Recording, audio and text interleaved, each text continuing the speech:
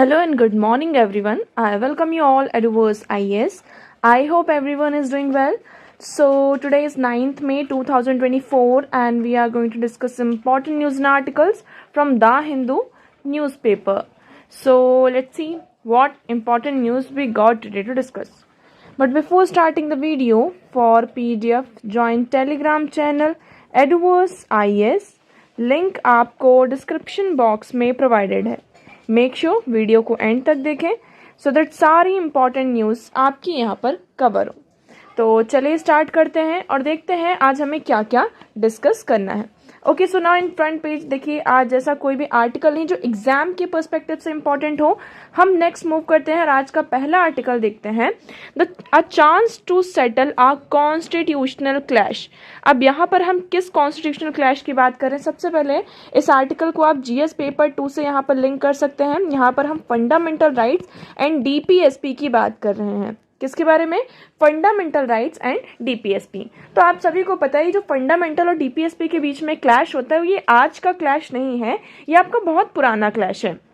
ये fundamental supreme है या फिर आपके जो डीपीएसपी है वो सुप्रीम है. ओके, अब लेकिन हम अगर आर्टिकल 13 को रीड करते हैं, just read the article 13 what it says that article 13 declares that any law made in breach of fundamental right would be void. ये क्या कह रहा है? कोई भी अगर आप ऐसा लॉ बनाते हैं, अगर पार्लियामेंट कोई भी ऐसा लॉ बनाती है जो फंडामेंटल राइट्स का क्या कर रही हो, यहाँ पर वॉल्यूशन कर रही हो, उसे ब्रेच कर रही हो, सो इन दैट कंडीशन वो जो लॉ होगा आपका नल एंड वॉइड हो जाएगा. क्या हो जाएगा? नल एंड वॉइड हो जाएगा. इतना क्लियर हुआ आपको कि आर्टिकल 13 क्या कहता है? कि आर्टिकल 13 इट सेज कि फंडामेंटल राइट्स का अगर यहाँ पर वॉल्यूशन होता है, आप अगर कोई ऐसा लॉ बनाते हैं जिससे कि फंडामेंटल राइट्स का वॉल्यूशन हो रहा है, सो इन दैट केस आपके जो लॉ है वो क्या हो जाएंगे? निल एंड वॉइड हो जाएंगे. So article 13 on the other hand declares that DPSP will not be enforceable in any code. और आप सभी को ये बता दिया जाए, फंडामेंटल राइट्स जो है आपकी पार्ट 3 में आते हैं. पार्ट 3 में आपके फंडामेंटल राइट्स हैं एंड पार्ट 4 की बात करते हैं तो पार्ट 4 में हम देखते हैं डीपीएसपी. पार्ट 4 जो डीपीएसपी है ये इनफोर्सिएबल है. अगर डीपीएसपी का यहाँ पर वॉल्यूशन होता है तो आप डायरेक्टली सुप्रीम कोर्ट या हाई कोर्ट नहीं जा सकते हैं.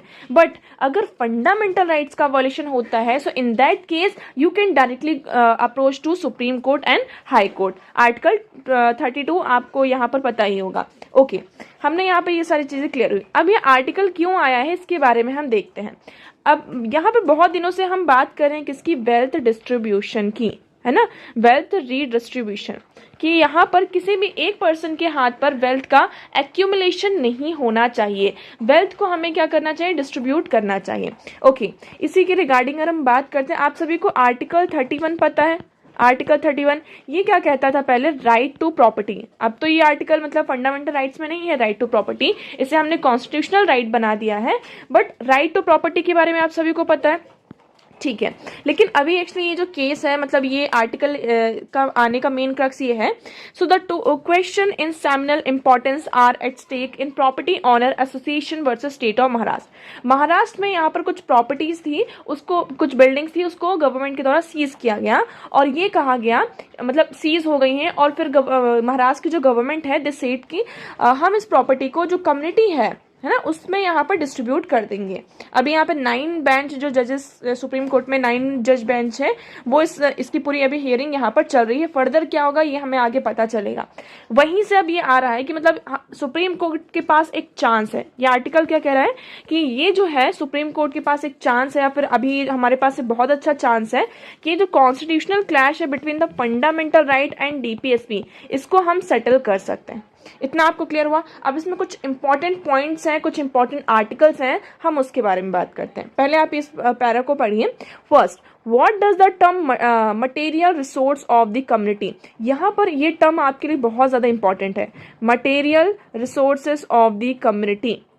इसका मतलब आप समझिए, इसका मतलब यहाँ पर ये बताया जा रहा है कि अगर कोई ऐसा रिसोर्स है, मतलब कोई ऐसी चीज़ है जिसका जो बेनिफिट है वो कम्युनिटी लेवल पर हमें देखने को मिल सकता है.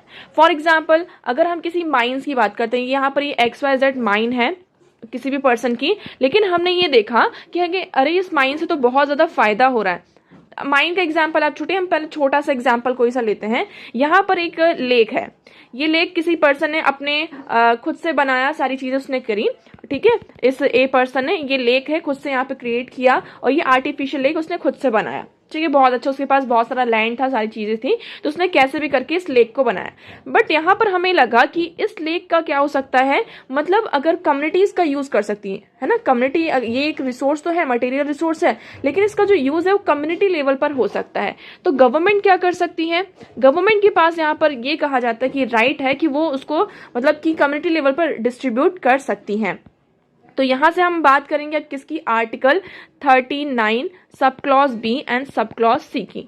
आर्टिकल 39 बी क्या कहता है, आर्टिकल 39 बी कहता है यहाँ पे किसकी बात होती है, आपकी वेल्थ रीडिस्ट्रीब्यूशन की, इसकी wealth redistribution. Okay, so the used in Article 39B of the Constitution denotes second are law made in furtherance of goals stipulated in Article 39B, that is legislation aimed at securing ownership of the resources and distributing them to best serve of the common good, immunized from challenges premised on the fundamental rights to equality and freedom.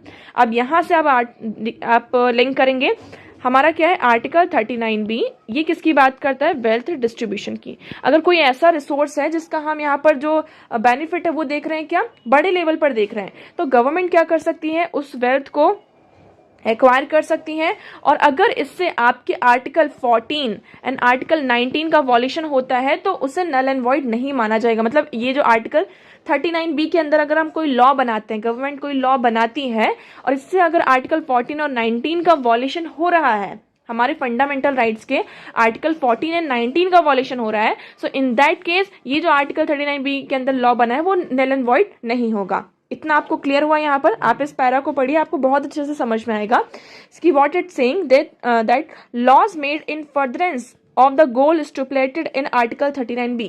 Article 39B में जो goals हैं उसको stipulate करने के लिए, implement करने के लिए, that is legislation aimed at securing ownership of the resources, जिसमें हम क्या कर रहे हैं, किसी भी रिसोर्स की जो ऑनरशिप है उसको सिक्योर कर रहे हैं और डिस्ट्रीब्यूट कर रहे हैं अमंग द बेस्ट, सब सर्व द कॉमन गुड, मतलब कि वो सबको अच्छे से सर्व कर सके।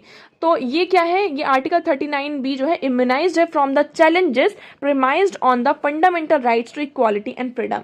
इतना आपको यहाँ पर क्लियर हुआ। देखिए इसी पैरा में आपको पूरा ये जो क्रक्स है इस आर्टिकल का वो मिल गया है कि अब आर्टिकल में आगे क्या है। अब इसके बाद ये कहा जा रहा है कि ये जो इशू है between the fundamental rights and DPSP, ये आज का इशू नहीं है, आपको ये 1970s से अगर आप हिस्ट्री उठाकर देखेंगे ये इशू आपको देखने को मिलता है। यहाँ पर वेरियस आपके केसेस रहे हैं। अब हम देखिए बात करते हैं। Okay, so here you will see that यहाँ पर क्या होता है, 1958 में क्या होता है, आपका एक केस आता है, state of Bihar versus in Mohammad Hanif Qureshi can not be reduce a mere rope of sand, so the state should certainly implement the directive principle, but it must do so in such a way that its law do not take away from abridge the fundamental rights। यहाँ पर देखिए 1958 का case है, इसमें भी supreme court ने ये कहा था कि हमें इस बार आप DPSP को इम्प्लीमेंट तो करिए, लेकिन यहाँ पर उसको इम्प्लीमेंट करते टाइम आपको ये ध्यान रखना होगा कि वो फंडामेंटल राइट्स को एब्रिज ना करें। फिर आपका आता है आर्टिकल 31C। आर्टिकल 31C क्या है, this balance come unstuck when the constitution was amended in 1971। 1971 में आपका 25th कॉन्स्टिट्यूशनल अमेंडमेंट एक्ट आता है। अभी 25th कॉन्स्टिट्यूशनल अमेंडमेंट एक्ट क्या है, इसके बारे में अगर हम बात करते हैं, so parliament in a bid to a place some of its law beyond judicial review. यहाँ पर उन्होंने क्या कर दिया, जो आपका 25th कॉन्स्टिट्यूशनल अमेंडमेंट एक्ट आता है जिसमें पार्लियामेंट ने जो कुछ लॉज हैं उनको ऐसा कर दिया कि अगर वो DPSP को इम्प्लीमेंट करते हैं, है ना, और अगर इससे फंडामेंटल राइट्स का क्या होता है, वॉल्यूशन होता है, तो वो उनको नल एंड वॉइड नहीं किया जाएगा। मतलब उसको जुडिशियल रिव्यू के ऊपर रख दिया गया कि आप उस लॉ का जुडिशियल रिव्यू नहीं कर सकते। आप सभी ने क्लैशेस देखे होंगे, हमने कई बार इसको डिस्कस भी किया। अगर आप लोगों ने पॉलिटी पढ़ी होगी तो ये बहुत ही इंपॉर्टेंट टॉपिक है, clashes between fundamental rights and DPSP, है ना। सो यहाँ पर ये हुआ। सो आर्टिकल 31 इंट्रोड्यूस इन new provision, article 31C। Article 31C में ये न्यू प्रोविजन आपका ऐड होता है। सो ये यहाँ पर क्या है, new provision, this provision stipulated that law giving effect to clauses B and C of article 39B। उन्होंने ये कहा कि अगर हम आर्टिकल 39B और 39 सब क्लॉज C के क्लॉजेस को इफेक्ट देते हैं और अगर इससे क्या होता है, आपका which respectively entreated the state to make legislation towards securing the material resources of the community and towards implementing the economic system। हम यहाँ पर जो community के resources हैं, है ना, उसको सिक्योर करने की बात कर रहे हैं। That does not result in concentration of wealth, जिससे क्या होगा, आपका कंसंट्रेशन ऑफ वेल्थ नहीं होगा। किसी एक पर्सन के हाथ पर यहाँ पर बहुत सारा वेल्थ का कंसंट्रेशन नहीं होगा। जैसे आप सभी को पता है कि हमारे फंडामेंटल राइट्स में भी ये है कि कंसंट्रेशन ऑफ वेल्थ ना हो, इक्वालिटी यहाँ पर होनी चाहिए। So could not be declare void, ये यहाँ पर वॉइड नहीं होगा on the ground that is wallets the rights confirmed bye article 14 and 19। तो यहाँ पर जो आर्टिकल 14 19 का अगर यहाँ पर वॉलेशन होता है, जैसे कि हम फ्रीडम ऑफ स्पीच की बात करते हैं, आर्टिकल इक्वालिटी की बात करते हैं, तो ये इसको यहाँ पर कन्फर्ट नहीं करेगा। ओके, इतना क्लियर हुआ। उसके बाद देखिए, consider the consequences, parliament might believe that printing press is a material resource of the community. अब एक एग्जाम्पल दिया गया यहाँ पर किसका, प्रिंटिंग प्रेस का, है ना। यहाँ पर एक एग्जाम्पल दिया किसका, प्रिंटिंग प्रेस का, कि प्रिंटिंग प्रेस का क्या होता है, right to freedom, right to expression, ये सारी चीज़ें होती हैं। लेकिन अगर पार्लियामेंट ये चाहती है कि प्रिंटिंग प्रेस जो है एक ये जो रिसोर्स है, ये मटेरियल रिसोर्स है किसका, कम्युनिटी का, तो पार्लियामेंट उसे क्या कर सकती है, नेशनलाइज कर सकती है। आपको इतना क्लियर हुआ। So it might then proceed to nationalise the media, वो मीडिया को नेशनलाइज कर सकती है। So the measures it might say it made is the view to securing the common good, article 39B। तो उसमें यही बात की जा रही है कि आर्टिकल 39B के common goods.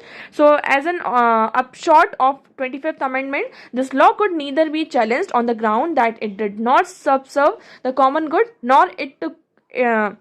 nor could it be found void on the ground that infringe our right to free speech। तो आपको यहाँ पर इतना क्लियर हुआ कि अगर 39B का क्या होता है, यहाँ पर हम क्या कर रहे हैं, 39B को इम्प्लीमेंट कर रहे हैं, और अगर इससे किसी लॉ का मतलब फंडामेंटल राइट का वॉल्यूशन होता है तो यहाँ पर उसे ये इन्फ्रिंज नहीं होगा। इतना क्लियर हुआ। फिर आप सभी को पता है यहाँ पर 25th आपका यहाँ पर आता है। उसके बाद यहाँ पर हम बात करते हैं 31C, यहाँ पर वॉइड किया जाता है केशवानंद भारती केस जब आता है। आप सभी को पता होगा कि देखिए, so parliament had unlimited power to amend the constitution, did not engage in any independent analysis on 25th amendment. This meant that while the majority found a part of 31C void, Keshwanand offers no clear verdict on whether the amendment, insofar as exempt certain laws from fundamental right challenges, otherwise breaches the constitutional basic feature। तो उन्होंने ये कहा कि जो हमारे constitution का basic feature है वो वॉलेट नहीं होना चाहिए। उसके बाद फिर से चेंजेस आता है, आपका 42nd अमेंडमेंट आता है। Parliament further changes the article 31C। यहाँ पर पार्लियामेंट क्या करती है, 31 जो आर्टिकल 31C है उसमें फिर से चेंज करती है, और इसका जो एम्बिट होता है उसको और ज्यादा इंक्रीज कर देती। पहले आर्टिकल 19 और 14 बस था, लेकिन उन्होंने अब इसमें क्या कर दिया, they stipulated that law made in furtherance of DPSP, not merely a law made in furtherance of article 39BC would enjoy safe harbor। मतलब उन्होंने 42nd कॉन्स्टिट्यूशन, देखिए 25th में क्या किया था, सिर्फ 25th में ये था कि अगर 39 सब क्लॉज बी और सब क्लॉज सी को हम अगर इम्प्लीमेंट करते, इफेक्ट मिलाते हैं, और इससे आर्टिकल 14 और 19 का वॉल्यूशन होता है, तो वो आर्टिकल जो लॉ है निल एंड वॉइड नहीं होगा। उसके बाद 42nd आपका आता है, 42nd कॉन्स्टिट्यूशनल अमेंडमेंट एक्ट। इसमें उन्होंने ये कह दिया कि अगर DPSP को, कोई भी प्रोविजन है DPSP को, इसको इंप्लीमेंट करने के लिए फंडामेंटल राइट्स का वॉल्यूशन होता है, तो वो जो होगा वो सेफ हार्बर में रहेगा। फिर आपका आता है क्या, मिनर्वा मिल केस 1980, 5 जजेस की बेंच होती है। इसमें उन्होंने क्या कहा, the court found that while DPSP provides end of governance, fundamental right constituted that means so ends. मतलब यहाँ पर DPSP को पूरी तरीके से एंड गवर्नमेंट मिल चुकी है। तो इससे उन्होंने कहा article 19, 14, 21 wrote Chief Justice between heaven of the freedom into which Tagore wanted his country to awake and abyss restrict power. This amendment removed two sides of the golden triangle। तो उन्होंने ये कहा कि जो आपके आर्टिकल 19 और 14, 21 है, ये क्या है, किसी भी कंट्री को अगर हेवन बनाना है तो उसके लिए ये बहुत ही बेसिक और फंडामेंटल है। That is why they are called fundamental right, है ना। सो यहाँ पर क्या होता है, So does Article 31 now go back its original form, contain the 25th Amendment? अब यहाँ पर ये जो 42nd Amendment में हुआ था उसको चेंज किया गया, और जो पहले था उसमें फिर से 25th Amendment में सिर्फ उतना उसको यहाँ पर किया गया। So the issue is complicated by another judgment delivered by Justice On behalf of 5-judge bench, Women Rao versus Union of India. Here some odds in the Minerva Mill. He held that the unamended Article 31 was valid because it was impossible to conceive how a law made in furtherance of Article 39B and C could at all infringe the right article under article 14 and 19. Okay, so अब देखिए जो property honour का अभी case चल रहा है, इसमें जो स्टेट ऑफ गवर्नमेंट यहाँ पर कभी कभी एक्वायर कर लेती है, सो इसमें हमें ये देखना होगा कि कितना यहाँ पर कम्युनिटी को यहाँ पर फायदा होगा. सो अभी यहाँ पर क्या है, ये कहा जा रहा है कि हमारे पास क्या एक अपॉर्चुनिटी है जहाँ पर ये जो क्लैशेस हो रहे हैं between the fundamental rights and आपके डीपीएसपी का, उसको सेटल किया जा सकता है. सो आई होप आपको यहाँ पे क्लियर होगा. तो यहाँ से अब आपको 2 टॉपिक बहुत अच्छे से प्रिपेयर करना है, वैसे भी हम करते ही हैं, बट स्टिल आपका जो फंडामेंटल राइट है और डीपीएसपी, ये बहुत ही ज़्यादा इंपॉर्टेंट हो जाता है. ओके, नाउ नेक्स्ट मूव करते हैं. So the next article here is giving primacy to human development. Okay, यहाँ पर ह्यूमन डेवलपमेंट की बात की जा रही है. ह्यूमन डेवलपमेंट इंडेक्स अभी रिलीज हुआ है, जिसमें अगर हम इंडिया की बात करेंगे तो इंडिया की रैंकिंग कितनी आई है, 134. ओके, अभी तो हमें यहाँ पर इतना ज़्यादा वो नहीं करना. अब इस आर्टिकल का अगर हम नॉर्मली देखें तो इसमें ये कहा जा रहा है कि हमें जीडीपी पर फोकस करने के बजाय किस पर फोकस करना चाहिए, human capital and human development पर फोकस करना चाहिए. ह्यूमन डेवलपमेंट कैसे होगा आपका, बाय प्रॉपर एजुकेशन. हमारा यहाँ पे क्वालिटी ऑफ एजुकेशन इंश्योर करना चाहिए, हेल्थ यहाँ पर फैसिलिटीज़ इंश्योर करनी चाहिए, एजुकेशन सिस्टम हेल्थ हुआ आपका, उसके बाद जो आपका मॉर्टेलिटी रेट है, ये सारी चीज़ें हमारे उसमें आनी चाहिए. जब हमारा ह्यूमन कैपिटल आपका इंक्रीज होगा, ह्यूमन डेवलपमेंट होगा, तो वो अल्टीमेटली किसमें आपका इंगेज होगा, आपकी जीडीपी में यहाँ पर इंक्लूड होगा. ये इस आर्टिकल का अगर हम समरी उठाकर देखें तो ये होता है. अभी यहाँ पर ह्यूमन डेवलपमेंट इंडेक्स यहाँ पर रिलीज हुआ. अब देखिए हम इसमें कुछ इंपॉर्टेंट पॉइंट्स हैं, उनको डिस्कस करते हैं. Like here you will see 2 recent reports reveal some important facts of India's development. First, Human Development Report 23 and 24. ये किसके द्वारा पब्लिश होती है, आप सभी को पता होना चाहिए, united nation development programme UNDP के द्वारा. ह्यूमन डेवलपमेंट यूएनडीपी क्या करती है, ह्यूमन डेवलपमेंट इंडेक्स को रिलीज करती है. पहला तो फैक्ट ये है क्योंकि डायरेक्ट क्वेश्चन आते हैं यहाँ से आपकी. ओके, सेकेंड हम बात कर रहे हैं टेक्स अ कंपैरेटिव पर्सपेक्टिव, यहाँ पे कंपैरिजन किया गया है. ओके, उसके बाद हम बात करेंगे सेकेंड क्या है, paper published by world inequality lab. यहाँ पर दूसरा पेपर कौन सा लॉन्च हुआ है, मतलब कि पब्लिश हुआ है, world inequality lab in March 2024 provide long term trends in income and wealth inequality. यहाँ पर आपको जो हम इनइक्वालिटी की बात कर रहे हैं, इनइक्वालिटी, इसमें जो हमें लॉन्ग टर्म में वेल्थ का कितना ज़्यादा इनइक्वालिटी और इनकम इनइक्वालिटी देखने को मिल रही है. सो यहाँ पर 1992 से 2023 तक का पूरा ट्रेंड देखा गया है, कैसे सारी चीज़ें हैं. तो इंडिया की जो रैंकिंग की बात करते हैं, India ranked 134 out of 193 countries. 193 में से इंडिया की रैंकिंग 134 है countries in the human development index in 2000. Okay, so अभी यहाँ पर ये सारी चीज़ें बताया गया कि कैसी सारी चीज़ें हैं.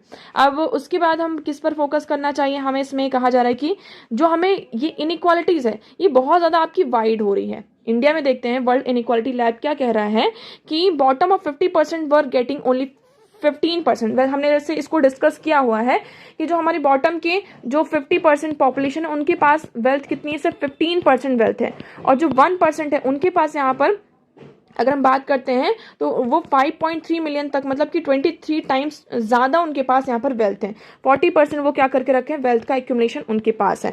सो ये जो गैप है, इनइक्वालिटी यहाँ पर बढ़ रही है, उसे हमें क्या करने की ज़रूरत है, इसे कम करने की ज़रूरत है. रिच और ज़्यादा रिच हो रहे हैं और पुअर और ज़्यादा यहाँ पर पुअर हो रहे हैं. सो ये इनकम में यहाँ पर बताएगा. अब यहाँ से हमारे लिए निकल कर क्या आता है, ह्यूमन डेवलपमेंट इंडेक्स. इसकी बात करते हैं. So according to 23 and 24 human development report, title क्या था इस साल का, breaking the grid lock, reimagining cooperation in the polarised world. India rank 134 on the global human development index. Switzerland has been rank number 1. Switzerland की यहाँ पे number 1 ranking है. सो report किसके द्वारा रिलीज होती है, आपकी यूएनडीपी के द्वारा रिलीज होती है. इसमें मेनली 3 डायमेंशंस होते हैं, बेसिक 3 डायमेंशंस होते हैं, उनको मेजर किया जाता है और उस बेसिस पर होता है. डायमेंशंस क्या है, लॉन्ग एंड हेल्दी लाइफ, मतलब कि आपकी एट बर्थ लाइफ एक्सपेक्टेंसी कितनी है उस कंट्री की, और लाइफ एक्सपेक्टेंसी जो इंडेक्स है ना, ये हम इसमें लाइफ एक्सपेक्टेंसी इंडेक्स में रखा जाता है कि मतलब किसी कंट्री में किसी पर्सन, कोई भी पर्सन है, उसकी लाइफ कितनी है और वो कब तक जी रहा है, कैसी लाइफ जी रहा है. जी तो रहा है, ठीक है, वो भी ठीक है, लेकिन वो हेल्दी लाइफ जी रहा है, कैसी लाइफ जी रहा है. सेकेंड आपका आ जाता है नॉलेज. वहीं हम जो एजुकेशन की बात कर रहे हैं, एक्सपेक्टेड ईयर ऑफ स्कूलिंग, मतलब कि आपका बच्चा कितने साल तक स्कूल जा रहा है, क्या वो बीच में ही स्कूल छोड़ रहा है ना, मीन ईयर्स ऑफ स्कूलिंग। सो ये आपका आता है एजुकेशन इंडेक्स में। थर्ड है आपका a decent standard of living, है ना, आपका जो लिविंग स्टैंडर्ड है वो कैसा है, क्या आप एक स्टैंडर्ड डिसेंट जो आपका लिविंग स्टैंडर्ड है वो है या नहीं है। ओके, सो ये आपका जीएनआई इंडेक्स में आता है। सो ये हमारे कुछ 3 डायमेंशंस हैं जिस बेसिस पर क्या करती है यूएनडीपी इस रिपोर्ट को पब्लिश करती है।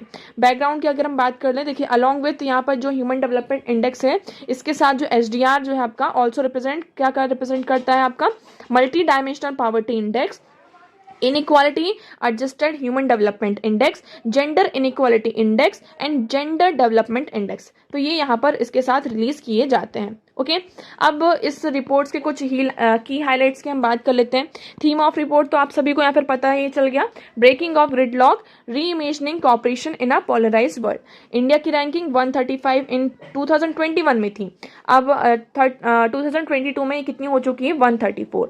So India in a medium human development category, अभी हम मीडियम ह्यूमन डेवलपमेंट कैटेगरी में हैं। ओके, डेमोक्रेसी पैराडॉक्स की बात करते हैं। So there is an emerging democracy paradox with most of those surveyed expressing support for democracy but also endorsing leader who have undermined democratic principles। तो इसमें ये कहा जा रहा है कि मतलब इंडिया में डेमोक्रेसी तो है, ठीक है, लेकिन हम बहुत सिर्फ इंडिया की बात नहीं करें, और भी कंट्रीज की बात करें, वहां के जो लीडर्स हैं वो क्या कर रहे हैं, जो डेमोक्रेटिक प्रिंसिपल्स हैं दे आर अंडरमाइनिंग दैम, है ना, डेमोक्रेटिक प्रिंसिपल्स को अंडरमाइन किया जा रहा है। So that is a big problem, big challenge for us.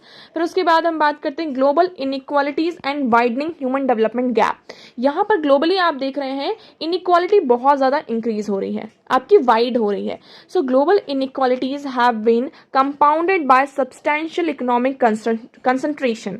Almost 40% of global trade in goods is concentrated in 3 or fewer countries. यहाँ पर 40% आप ट्रेड देखेंगे वर्ल्ड का, वो सिर्फ कुछ कंट्रीज के पास क्या है, कंसंट्रेटेड है। इतना आपको क्लियर हो। So in 2021 the market capitalisation of each of 3 largest tech companies in the world surpass the gross domestic product of more than 90% of countries last year. India का ओवरव्यू हम बात करते हैं। सो परफॉर्मेंस हमारा क्या रहा है, इस साल का एवरेज रहा है, क्योंकि हमारी जो लाइफ एक्सपेक्टेंसी है वो थोड़ी सी यहाँ पर एवरेज रही 67.7 ईयर्स, ये थोड़ा टू प्रीवियस ईयर से थोड़ा हमारा बड़ा है। फिर नेशनल जो ग्रॉस इनकम है पर कैपिटल है सर्च 695 रैंकिंग 6.3% हमें इंक्रीज देखने को मिला है, इसका थोड़ी सी हमारी रैंकिंग यहाँ पर 1% वो ही। अचीवमेंट की बात करते हैं तो हमारी जो लाइफ एक्सपेक्टेंसी है एट अ बर्थ वो थोड़ी सी इंक्रीज हुई है, जिसकी वजह से हमारी रिपोर्ट में थोड़ी सी पोजीशन सही हुई। हम नेबरिंग कंट्रीज की बात करते हैं कि हमारी जो नेबरिंग कंट्रीज है उनकी क्या कंडीशंस है। तो देखिए Sri Lanka has been ranked as much ahead 78, China 75, both categorised under a high human development category. अब आप देख लीजिए हमारी जो नेबरिंग कंट्रीज है वो हमसे अच्छा परफॉर्म कर रही हैं।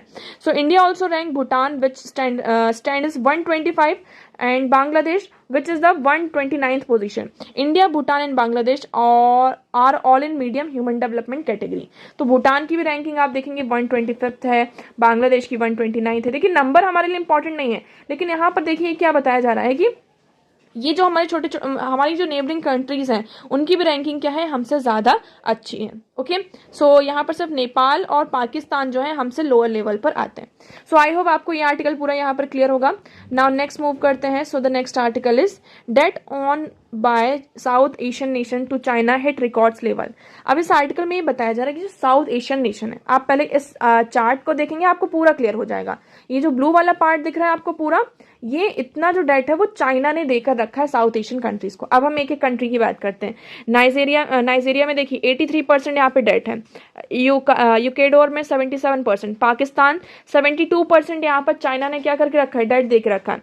South Africa 83%। अब देखिए ये कंट्रीज, चाइना क्या कर रहा है, इन कंट्रीज को उधार दे रहा है, लोन दे रहा है।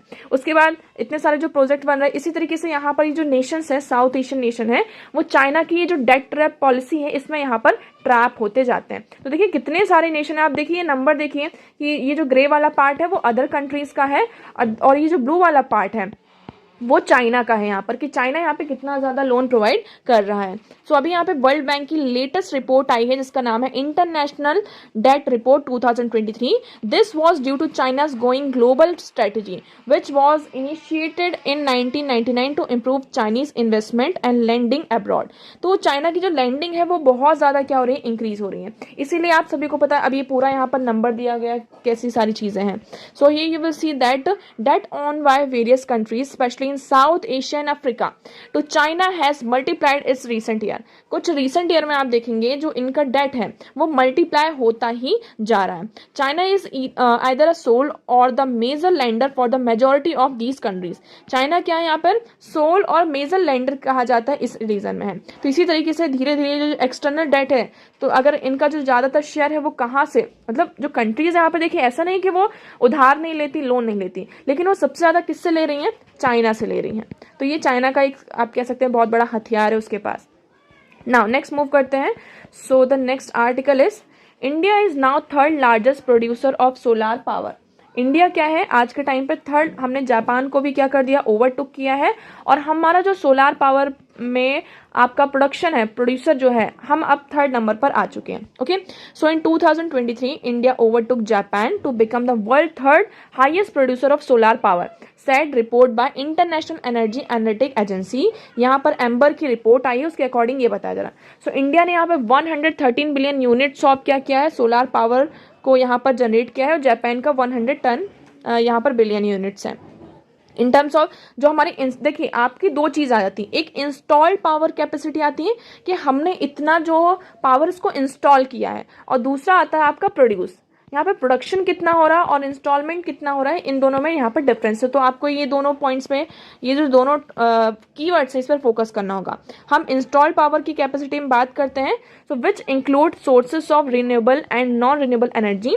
India at 73 gigawatt, rank 5th in the world, while Japan at 3rd place. तो देखिए जापान इंस्टॉल्ड पावर कैपेसिटी में कितना है, 3rd नंबर पर है, और इंडिया 5th नंबर पर। अगर हम प्रोड्यूस की बात करते हैं, सोलार पावर प्रोड्यूस में, उसमें इंडिया 3rd नंबर पर है। ओके, अगर हम बात करते हैं here, so while reflecting the rising share of solar power in India energy mix, the power produce per year can vary due to fluctuation in the country's power demand and local circumstances। So देखिए यहाँ पर देखिए power NITI Aayog की भी इन्होंने ये suggest किया है, data from government think tank NITI Aayog suggest that solar power while making 18% in India's total install electricity. तो यहाँ पर हमारा ये टारगेट ये था कि हमने 18% क्या किया है, इंस्टॉल तो कर दिया, लेकिन उसमें से सिर्फ 6.66% पावर हम एक्चुअली क्या कर पा रहे हैं, प्रोड्यूस कर पा रहे हैं। इतना क्लियर हुआ, हमने इंस्टॉल तो किया, लेकिन उससे जो प्रोडक्शन हो रहा है उसमें से सिर्फ हम 6.66% क्या कर पा रहे हैं, प्रोड्यूस कर पा रहे हैं। सो ये जो हमारा एक पोटेंशियल, एक्चुअल पोटेंशियल जो है, और उसके बीच में हमें ये गैप देखने को मिल रहा है। ओके, सो आई होप आपको इतना यहाँ पे क्लियर होगा ये। सो नेक्स्ट हम मूव करते हैं। So the next article here is veg meal cost climb 8% in April. यहाँ पर जो वेज मील है आपका, उसमें हमें यहाँ पर कॉस्ट जो उसका हाई देखने को मिल रहा है। Okay, so the acceleration in the pace of increase in vegetarian thali cost point to continue pressure on food price inflation. यहाँ पर मतलब जो वेज थाली, एक तरीके से ऐसा कहा जा रहा है कि आपके जो वेजिटेबल के प्राइसेस हैं वो बहुत ज़्यादा इंक्रीज हो रहा है, जिसकी वजह से आपका फूड इन्फ्लेशन यहाँ पर होता है। आपके जो इन्फ्लेशन होते हैं 2 टाइप्स के होते हैं, ठीक है। एक होता है आपका हेडलाइन इन्फ्लेशन। हेडलाइन इन्फ्लेशन मतलब कि अगर हमारा जो कंज्यूमर प्राइस इंडेक्स है, जो भी हम आइटम्स यहाँ पे परचेस कर रहे हैं, सबका जो है आइटम का प्राइस बहुत ज़्यादा है, तो वो हेडलाइन हो गया। एक होता है आपका कोर इन्फ्लेशन। कोर इन्फ्लेशन क्या होता है, यहाँ पर आपके जो हमारा सीपीआई में जो बास्केट, सीपीआई में जो कैटेगरीज हैं, लाइक हम फूड की बात करते हैं और फ्यूल की बात करते हैं, ये दोनों जो आइटम है वो बहुत ही ज़्यादा वॉलेटाइल है, और इनका जो प्राइस होता है वो फ्लैक्चुएट होता रहता है। फॉर एग्जांपल अब देखिए फ्यूल की बात करते हैं, अगर यहाँ पर इंटरनेशनल रीजन में ग्लोबल सिचुएशन अगर चेंज होती है तो फ्यूल के प्राइजेस यहाँ पर घट सकते हैं, बढ़ सकते हैं, राइज हो सकते हैं, लो हो सकते हैं। फूड की बात करते हैं, अगर क्लाइमेट कंडीशन अच्छी नहीं है, क्योंकि हमारा जो एग्रीकल्चर है वो मोस्ट ऑफ द डिपेंड करता है आपके क्लाइमेट पर, तो अगर वो सही नहीं है, कुछ ड्रॉट आ जाता है, फिर बहुत ज़्यादा बारिश हो जाती है, तो इससे क्या होता है, प्रोडक्शन अगर कम हुआ तो ये दोनों जो चीज़ें हैं फूड एंड फ्यूल वो बहुत ज़्यादा वॉलेटाइल है। तो अगर हम हेडलाइन इन्फ्लेशन से फूड एंड फ्यूल का जो इन्फ्लेशन उसको माइनस कर देते हैं तो आपका क्या आता है, कोर इन्फ्लेशन यहाँ पर आ जाता है। अब देखिए अगर सीपीआई यहाँ पर इन्फ्लेशन का जो प्राइस है वो मतलब कि परसेंटेज है वो इंक्रीज होता है तो आपकी जो मॉनेटरी पॉलिसी कमेटी है आरबीआई की वो आ जाती है और फिर जो हमारे वेरियस रेट्स हैं, रेपो रेट की बात करते हैं, रिवर्स रेपो रेट है, इनमें यहाँ पर इंटरेस्ट रेट्स में चेंजेस किए जाते हैं। ओके, सो इतना आई होप आपको यहाँ पे क्लियर होगा। सो आज के न्यूज़पेपर में इतने इंपॉर्टेंट आर्टिकल्स थे, आई होप आपको सारी चीज़ें क्लियर होंगी। बट स्टिल अगर कोई भी डाउट लगता है so please do let me in the comment section. Video कैसा लगा एक बार कमेंट सेक्शन में ज़रूर बताइएगा, आपका एक कमेंट हमारे लिए बहुत ही इंपॉर्टेंट होता है। So that's for all today, thank you so much for discussion.